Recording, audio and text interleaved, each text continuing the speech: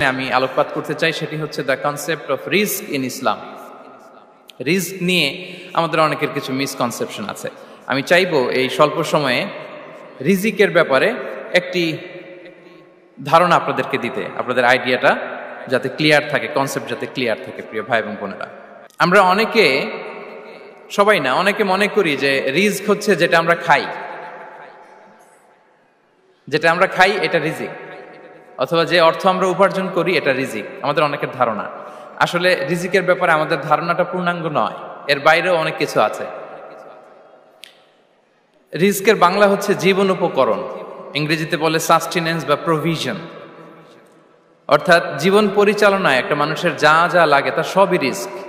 শুধু আমরা যেটা খাই, যেটা উপার্জন করি, শুধু এতটুকুই রিস্ক নয়। এটা অনেক ওয়াইডার সেন্সে আমাদেরকে চিন্তা করতে হবে। আমরা আমাদের পুরো জীবন জুড়ে যা পাই, যা খাই, যা অর্জন করি, যেটা লাভে ধন্য হই, সবটাই রিস্ক।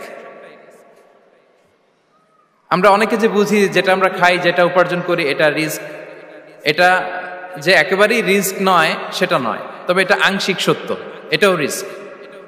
অর্থ, খাদ্য, জাগতিক সম্পদ, এটাও রিস্ক। কিন্তু এটা রিস্কের সর্বনিম্ন স্তর, the lower level of provision, the lower level of risk হচ্ছে এই যে খাদ্য, অর্থ, জাগতিক সম্পদ। রিজিকের সর্বনিম্ন স্তর হচ্ছে এটা। আর রিজিকের সর্বোচ্চ স্তর হচ্ছে ফিটনেস। সুবহানাল্লাহ বিহামদি। আমরা অনেকে এটাকে নেগলেক্ট করি, গুরুত্ব দেই না, কিন্তু এটাই রিজিকের সর্বোচ্চ স্তর, ফিটনেস। আপনি ফিট থাকা, অর্থাৎ ফিজিক্যাল অ্যান্ড মেন্টাল ফিটনেস, শারীরিক এবং মানসিক সুস্থতা, এটা রিজিকের সবচাইতে উচ্চতম স্তর, the higher stage of risk, provision, sustenance, fitness, সুস্বাস্থ্য, শারীরিক এবং মানসিক সুস্থতা। কারণ আমাদের স্বাস্থ্য যদি ভালো না থাকে, ফিজিক্যালি মেন্টালি যদি আমরা ফিট না হই, পৃথিবীর সব নেয়ামত আমার পায়ের সামনে হাজির করলেও আমি কিছুই উপভোগ করতে পারবো না। এজন্য এইটা সবচাইতে বড় রিস্ক। এবং রাসূলুল্লাহ সাল্লাল্লাহু আলাইহি ওয়াসাল্লাম তিনি বলেছেন যে নি'মাতান মাগবুনুন ফীহিমা কাসীরুম মিনান নাস, আস-সিহহাতু ওয়াল ফারাগ। দুটি নিয়ামত আছে যে দুটি নিয়ামতের ব্যাপারে মানুষ খুবই গাফেল, উদাসীন, গুরুত্ব দেয় না। তার মধ্যে একটা হচ্ছে আস-সিহহা, সুস্বাস্থ্য, আর একটা হচ্ছে আল ফারাগ, অবসর। আমরা যখন খুব ব্যস্ত হয়ে পড়ি, নাভিশ্বাস, সময় নাই, খুবই রাশিং, তখন বুঝি যে অবসরের কত দাম। আবার আমরা যখন ফিজিক্যালি উইক হয়ে পড়ি, অসুস্থ হয়ে যাই, তখন বুঝি সুস্বাস্থ্যের কত দাম। তো রিজিকের সর্বনিম্ন স্তর হচ্ছে, প্রিয় ভাই এবং বোনেরা, খাদ্য, টাকা পয়সা, জাগতিক সম্পদ, এগুলা। আর রিজিকের সর্বোচ্চ স্তর হচ্ছে fitness, physical and mental fitness. আর রিজিকের সর্বোত্তম স্তর হচ্ছে পুণ্যবান জীবন সঙ্গী এবং নেককার সন্তান, ফায়াস ওয়াইফ অ্যান্ড চিলড্রেন। সুবহানাল্লাহ বিহামদি।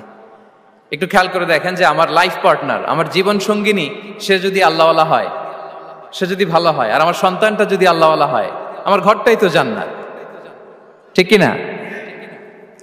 তো এটা হচ্ছে রিজিকের সর্বোত্তম স্তর। জীবন সঙ্গিনী সে যদি নেককার হয়, আল্লাহওয়ালা হয়, মুতিয়া কানিতা সে যদি হয়, আর আমার সন্তান, আমার চিলড্রেন, সেও যদি ফায়াস হয়, তাহলে আমার ঘরটাই হচ্ছে paradise, a piece of paradise in this দুনিয়া।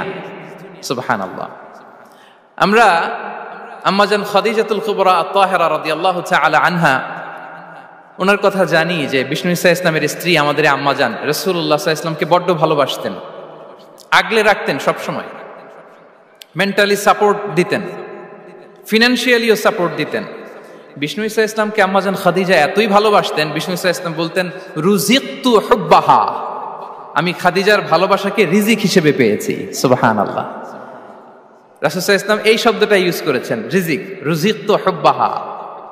এবং তিনি দোয়া করার সময় বলতেন, আল্লাহ, কিয়ামতের সে বিভীষিকাময় দিনে, যেদিন বন্ধু বন্ধুকে চিনবে না, স্বামী স্ত্রীকে চিনবে না, বাবা সন্তানকে চিনবে না, পীর সাহেব মুরিদকে চিনবে না, নেতা কর্মীকে চিনবে না, ভাই বোনকে চিনবে না, সেই কঠিন মুহূর্তে আল্লাহ, আমি আমার খাদিজাকে যেন ভুলে না যাই।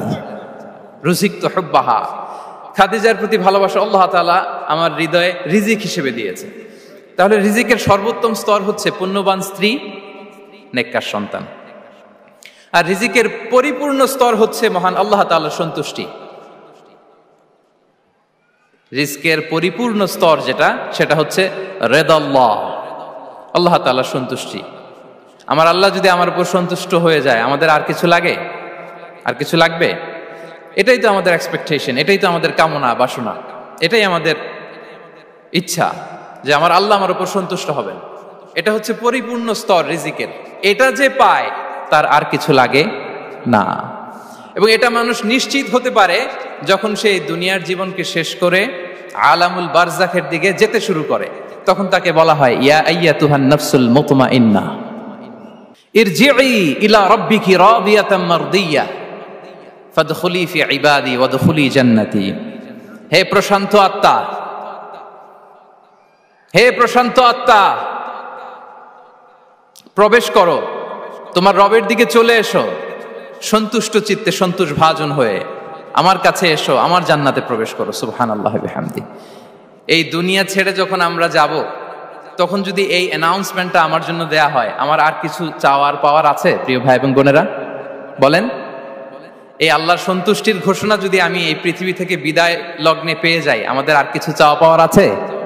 ইয়া আইয়াতুহান নাফসুল মুতমাইন্নাহ ইরজিই ইলা রাব্বিকি রাদিয়াতাম মারদিয়া। আমরা কিছুদিন আগে আমাদের সকলের প্রিয় আল্লামা দেলোয়ার হোসেন সাঈদী রাহিমাহুল্লাহ নওয়ারাল্লাহু মারকাদাহু ওয়া জাআলাল ফিরদাউস মাসওয়াহু, ওনাকে আমরা হারিয়েছি। আমি যখন ওনার শোক বার্তা নিয়ে ফেসবুকে স্ট্যাটাস লিখি, কমেন্টে আমি এই আয়াতটা লিখেছিলাম।